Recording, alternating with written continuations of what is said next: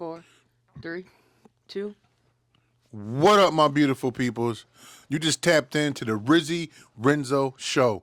Real talk, real life, every time. And today, we're talking about who built our mindset. Let's go. On the Rizzy Renzo Show.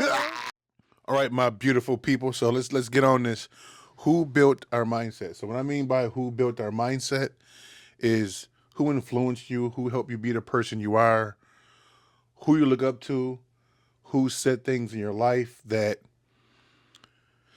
you live by every day. Like a friend or a family member said, always put money here or take care of your kids, something like that. Like who done that for you?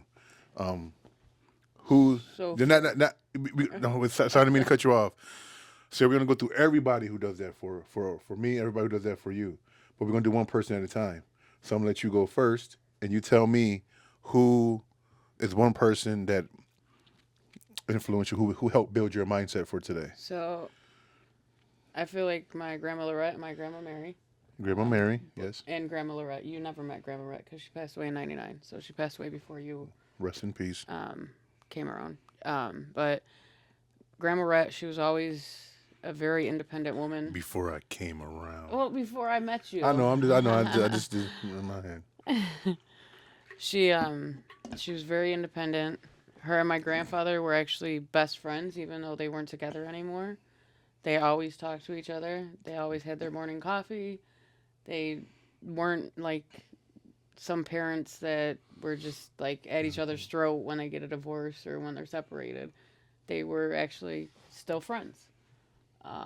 She showed me that like what love is and how you can grow. And I know my dad's family and my mom have had their ups and downs, but we all got along, and my mom and dad have been together for a long time. I look up to my grandmas and my mom because they were all strong So your women. grandma, say her name again? No. Grandma Lorette. Lorette? Yeah. So what does she say or do that helped build your mindset? How does she? She just by being strong and So from watching her be a yeah. strong person, taught you how to be a strong she person. yeah she used to run the turtle, at the kitchen part of the turtle. So I would see her just taking charge and doing what needed to be done when I was little. Make sure to make it in front of your face so people can hear you Yeah. clear. Just making sure. I just want to make sure people can hear you clear. Because I know I've been messing up a lot, guys. I know when I turn like this, it sounds different. I'm still getting used to the mic. Yeah. So Grandma Lorette was somebody who showed you how to be strong by her being strong herself. Yeah. And you just watching her. Yeah. Is there anything that she said to you, the words that you live by today, from what she has told you to do, or something that she always spoke about that you hold today? Not that I can remember. I do know when it was her time to go, she refused to die in the hospital, and she made him bring her home. She wanted to pass away at home. Yeah. She wanted to be comfortable. I can understand that. I still remember to this day. It was September 9th of 1999. I was sitting in, I want to say science class, sitting next to a girl named Haley Shadinger, and the phone rang, and I told her, I said, "That's for me. My grandmother passed away. I'm getting pulled out of school." I still remember it. I'm pretty sure she's up above watching you right now. Very proud of the woman you have become, and that you have become. I know so because you have become strong, and she's probably looking at you like, I'm happy that me being strong rubbed off on Jessica because now she's being a strong woman. Mm-hmm. So rest in peace to Grandma Lorette. I hope I'm saying her name correctly. Loretta. And thank you for your your contribution to making Jessica strong by being strong yourself and showing her how it is to be strong, and she lives by that today. Yeah. Now, Grandma Mary, she's always been a force to be reckoned with. She's got 5 girls that she raised on her own, and then she never had a car until she was older when she had a car. She didn't have a car when my mom was younger, growing up. So She what? always used public transportation. But what was her? What did she do that made you live by her words, or something that she did that you watched that She made you? always would tell us to make sure our kids are taken care of. And she'd be there to help us any way she Of course, needed to. when you have kids, make sure Yeah. you take care of them. Yeah. She showed me that you always make sure your kids are taken care of and that you should do what needs to be done. And that's why you're a great mother today. Yeah. She was very strong and caring, and that carried over to you, Yeah. Gigi. Yeah. Gigi. So thanks, Gigi. I know you're up there watching down, and we want to say thank you for just everything you have done to being the person you are, and also making Jessica open her eyes to when she have kids to be a wonderful mother and make sure they're always good. And she have been a wonderful mother for them. So I try. I take my hat off to both of those wonderful women. Yeah. And my mom too. She she showed me unconditional love. So So your mom just showed me how to love. showed you how to love who? Just how to love unconditionally and not not put a so much of a burden on other people. She just my mom has always worked. She's always taken care of us kids. She has 3 kids of her own that she's done everything she can for us. Um, she always told me just love who you want to love and don't worry about what other people think. So your mom showed you how to love the ones you love, the ones you Hmm. care about. Gigi instilled to be a great mother to your kids and always be Yeah. there for your kids. And Lorette, I want to say her name correctly. Yeah, Loretta. Loretta. So it's not Lorette, it's Loretta. Well, everybody called her Lorette, Well, but gave you the strength. So you yeah, have strength, love, and how to take care of your kids from 3 women that helped shape your mind for today. yeah. That's very, very good. Now, for me, um, still on the subject of women, so because it's my Aunt Shirley who was like a mother to me. She means and meant everything to me. She had passed away. Rest in peace to my Aunt Shirley. I love you dearly, and I think about you every day. Got her picture on the fridge. And Sometimes right there, huh? it's right there too. Yeah, I get emotional sometimes when I look at her picture just because she meant so much. She was the other one too. She was just like Gigi for what Gigi was for you. Hmm. She always told me, no matter what, take care of your kids. You know, 'cause the kids are real small. Hmm. When they seen her, they don't remember her so Yeah. much. But she always told me, no matter what, you always, always take care of your kids. You know, and another thing that she did too, which is instilled into me to this day, is when she was born, they said that she could never walk. She would never be able to walk, and she had a lot of health issues. She was like 400 or 500 pounds. She was a real big woman, maybe 400 pounds. She was a real big woman, and she had a lot of health problems. They had a hole in her leg from sugar and all that other stuff. But she never complained about pain. She walked every single day, everywhere, and she was always happy. She loved her music, her gospel music on Sundays. You could hear it from way down the street. She would blast it, didn't care what you think. She loved all the kids in the neighborhood. She has so much love, but so much strength. And what I got from her is how to be strong, you Hmm. know, how to persevere and get through no matter what, She never complained, so I never complain. You know, I don't complain Yeah. much. And she just really instilled in me to be a strong man, to be a man to my kids, to make sure I'm there. That's more important than money, is to be there with them, Yeah. To be teach them, present. yeah, and to teach them along the way and help them grow and to give them everything that I can, and to teach them, the ways, and to be strong myself, and to never give up. That's one of the big. That's another really big thing, is to never, ever give up, no matter what. You do not give up. Even if somebody want to give you a hand, you do it, because, like, let's say my leg is hurting a little bit, and you say, "Oh, do you want a wheelchair? Do you want me to help you?" No, I do it myself, because one day I will be there. I'm gonna do it to the day I have to be there. Yeah. She was a strong woman, very, very strong woman, and I take my hat off to her too. Thank you, Aunt Shirley. I know you're down looking at me. I love you. My kids are wonderful, and sometimes I wish you was here to watch them grow, because they would have loved you. They did love you. They didn't remember you because they were so little. Yeah, Robert was like 1 year old You're pushing pushing her around, yeah, in the in the wheelchair. wheelchair. Man, I miss those days. I really do. Another person that doesn't know is my dad. My dad is, now I have to say this because I want to give credit to the right person. Not my biological dad, because he left me when I was 2 years old. And sorry for my language for this, guys, but I have a lot of anger for this guy. I forgive him, but I never forget. But fuck you. My stepdad stepped in when I was 2 years old. He's been there ever since.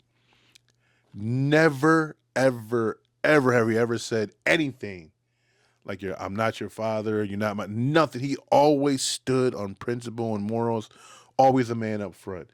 And I always remember this moment. I never forget this moment a day in my life. And my mother, as you know, don't understand how I still remember this. And this is something for you guys too. Like, you can learn from watching. It's like Jessica learned from watching from the people who really helped build her mindset. Is my mother wanted a house. My dad wanted a brand new truck, and he was determined to get both. This man, I remember, I was very, very young, very, very, not even a teenager yet, and he would work 7 days a week, double shifts for like an entire year, maybe a little bit more, to be able to get that house and get his new truck that he still has To this day. to this day. Like, still has to this day. It's got low mileage on it. But what that taught me was, when you want something, go get it. Yeah. Nobody's gonna hand it to you. Nobody's gonna put it in your lap. If you want something, work for it.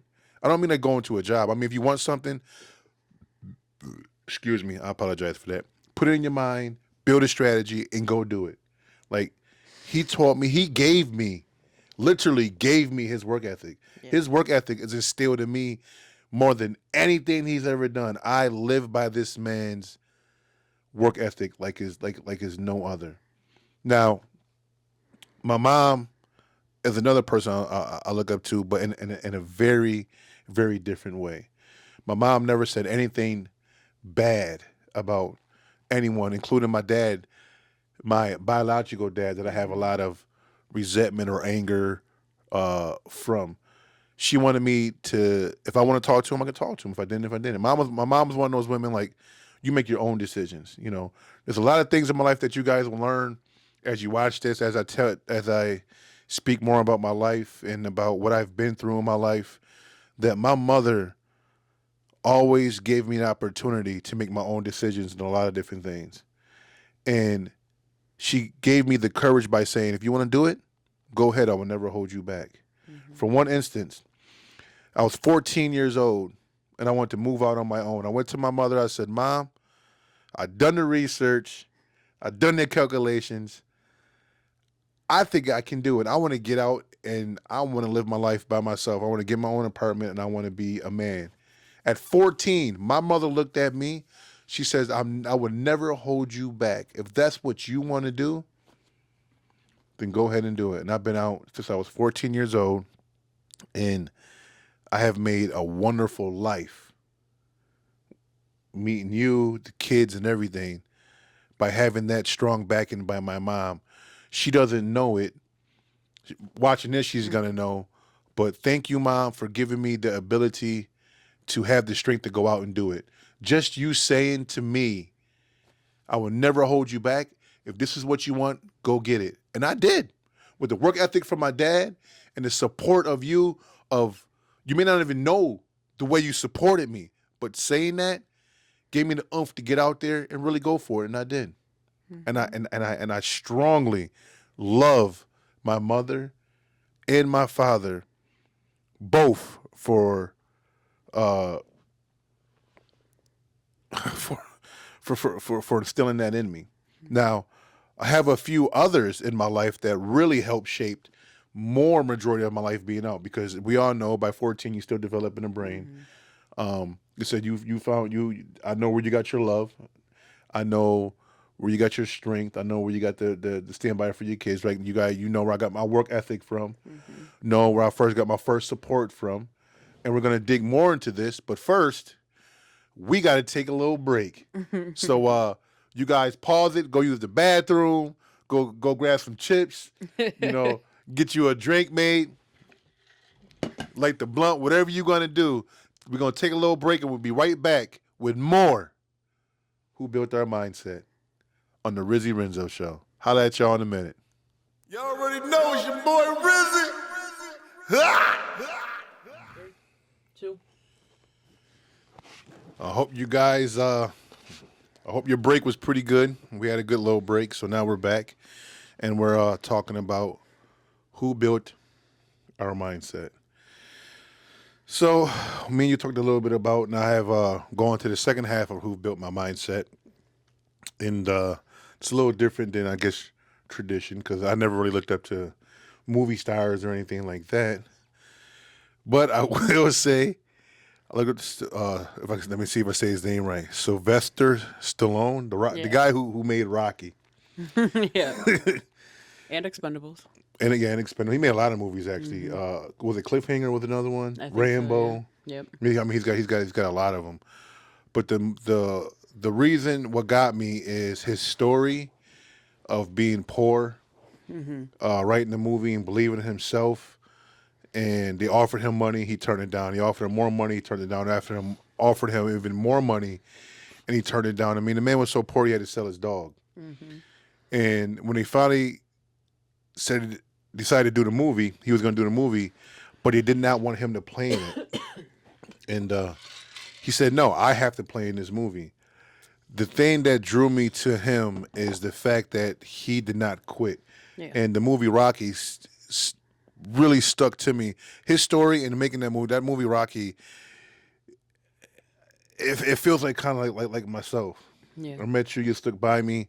I was a boxer for a long time, from 10 to 28 years old. I was nothing but boxing. I was all go in boxing. And what he got is a little bit what my dad did, not my work ethic, but like the ability to, like, if you don't give up, and if you believe in something enough and you don't give up, and you just keep working at it, that just might come true. Yeah.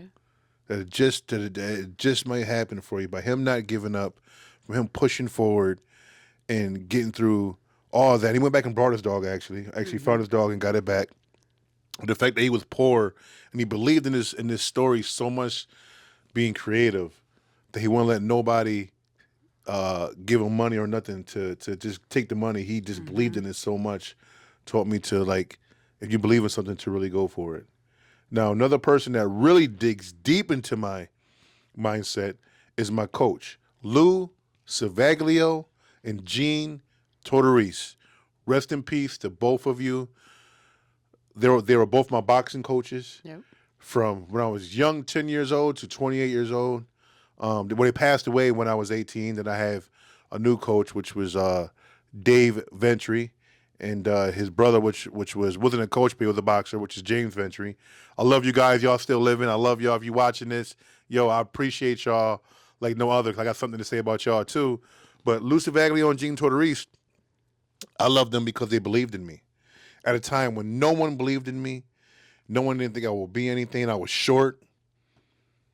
I gotta admit, I was pretty fat, pretty chunky, glasses as thick as my thumb.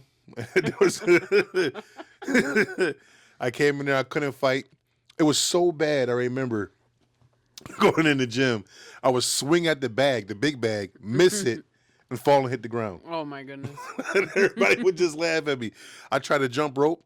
I would trip and fall down. try to hit the speed bag. I could just boo, boo. Like I couldn't hit it. I would miss it. Like I was so bad.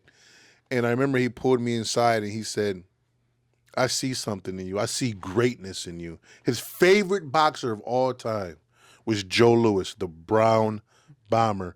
And he gave me that name, the Brown Bomber. He said, I sat by him and he said, I can't believe he was a very old guy. So he reminded me of Mickey from Rocky. That's why Rocky hit me so hard.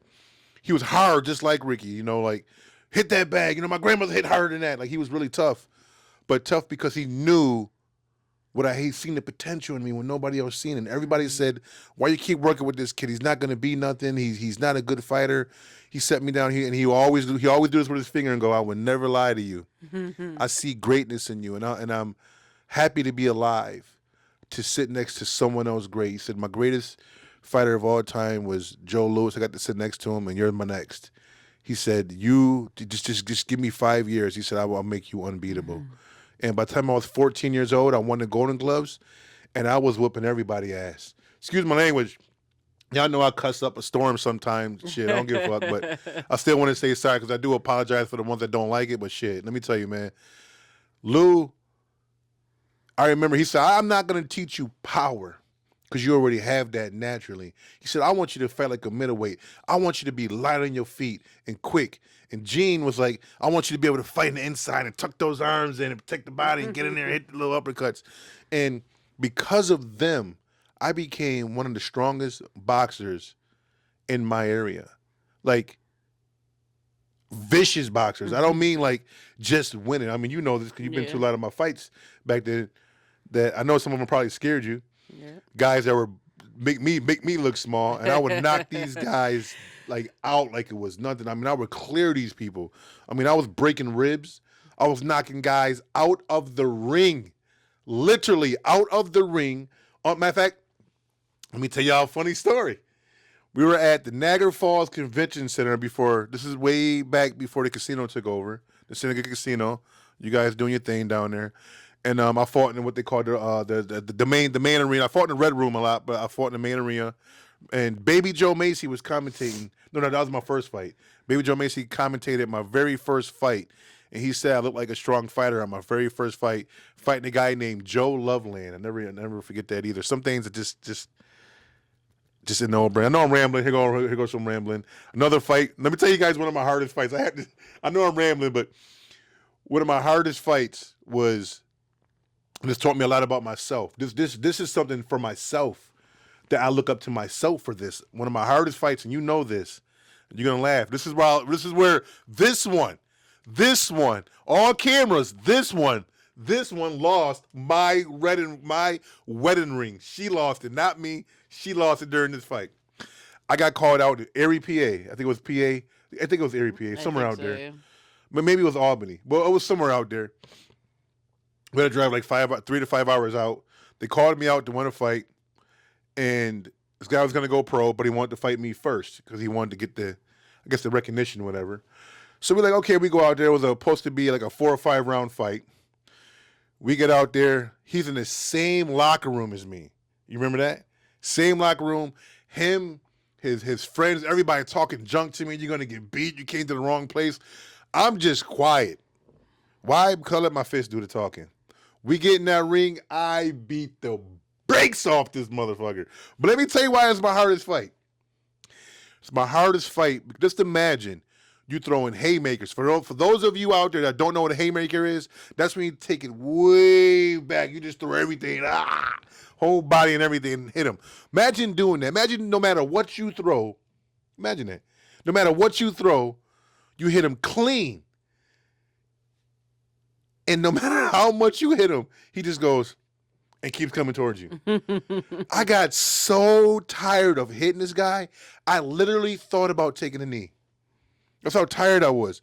I've never experienced that in my life where my arms felt like there were 30-pound weights, 40-pound weights at the end of them. I couldn't breathe. And I just kept grabbing them. I got points taken away. They said, stop grabbing. I was beating the brakes off this guy. He was going through I second-guessed my own power, my own ability. I second-guess if this is really what I want to do with my life.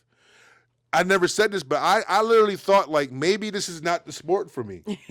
I did like he wasn't hitting me, but the fact was he would not stop coming after me, no matter how hard I hit him.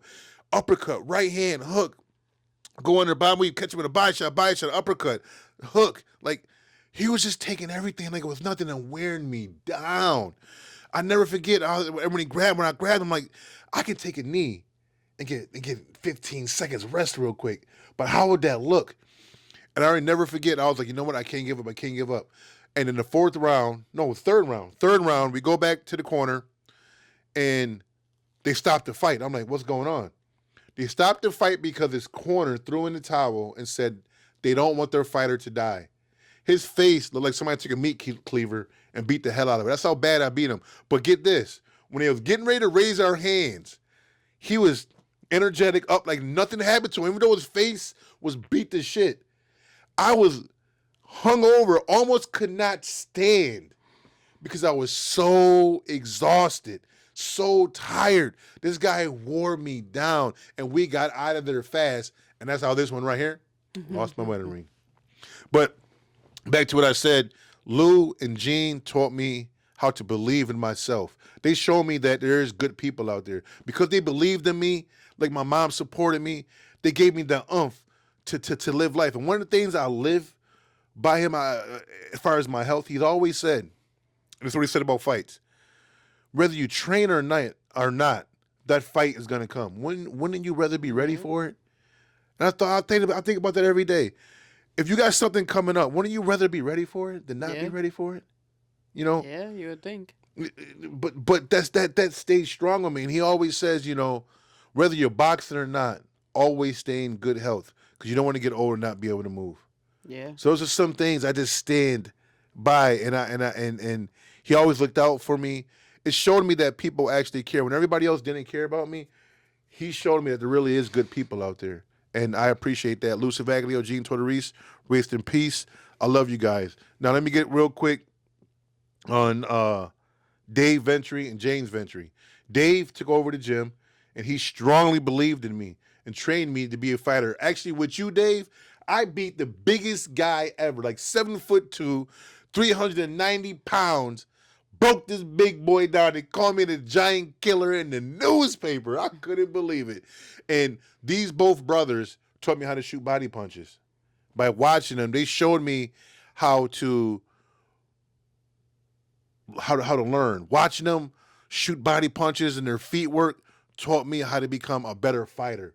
So not in life, but they showed me how to become a better person. In life, I can say in life because I take those and I look at other people moving.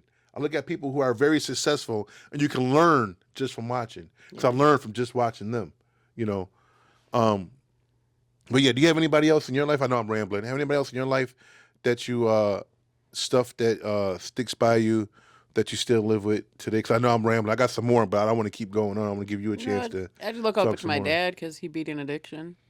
And beating addiction is extremely hard. So what did that show you? What did that teach you?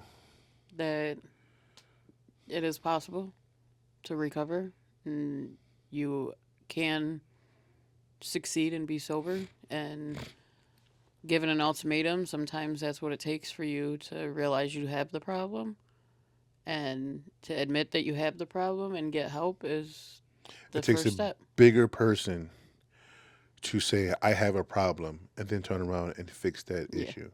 Yes, it definitely does. It definitely does. But I also get my hard-headedness from him, too, so. You definitely get your hard-headedness from. Mm-hmm. Yes, you definitely get your hard-headedness from. I get my hard-headedness from my mama, so I guess we both got it. Yeah. I guess we both got it.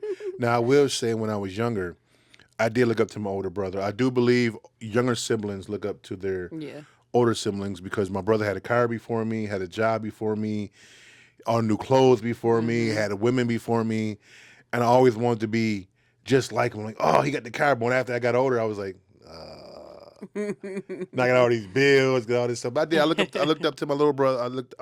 My bigger brother, Johnny. I looked up to you. If you're watching this, I definitely highly looked up to you for a long time in my life, because he was always on it. Mm-hmm. Everybody liked him in school. All the girls liked him. He always had the vehicles, always had the new Timbs when they were coming out. Back then when they came out with the camouflage suits, he had them. He was always just top of his game. His beard was all, I mean, when he got a beard was on set, he was doing his thing. And I was like, I want to do my thing. That's my brother. You know, it's different when you got somebody right next to you doing that. You're like, man, I want to do that. You know, I look up to that. Now, here goes something nobody thinks about. Crackheads have helped build my mindset. Yeah. And let me tell you how. It showed me what the bad side of drugs. Mm-hmm. Watching people on crack, cocaine, heroin. I've seen all these people with shrooms and acid. I've had friends that almost on everything, and it taught me a very valuable lesson I live with today. That drugs fuck you up. Yeah. They had a DARE program back in the day. Dare. Just say no. Dare. Yeah, to just say no. They used to have the commercial with an egg. And they will show an egg, they have a frying pan, and they throw the egg in the frying pan and say, this is your brain. You throw it in the frying pan, and they go, this is your brain on drugs. But it taught us a very valuable lesson, like, drugs fry you. It messes you up. And seeing people so messed up and knowing they're on drugs and knowing they're good people. Because there's been people on drugs that I know they were good people, but they got hooked. Like I said, addiction. You know? And it showed me, like, man, that taught me a very valuable lesson. Like, I don't want to get hooked. I don't even want to try that. Yeah. Because I don't want to be that. So that actually helped me in life too to move on. Another person that really helped me, I know I'm jumping around a lot, is my grandfather. Love him to death. He take care of family even though he wasn't here. He set up plans for the family that when you pass away, that what's it called? What is it called? Not death benefit. It's called life insurance. Yeah, life insurance. So when people pass away, the life insurance will pay for you to bury him or get him cremated. Even though he passed away, he was still able to get my aunt and everybody still buried. He always told me, get life insurance, take care of your kids, and save money for a rainy day. You see, a rainy day is always going to come. I don't care how nice it is outside. One day it's going to rain. Always put some money, stuff some money away for a rainy day. Always prepare yourself. Don't dwell on it, but always prepare yourself for the hard times. And that's something that really stuck to me too. Like really hardcore stuck to me. My grandmother, I've never seen her outside the kitchen. Yeah. She was always in the kitchen. Oh man.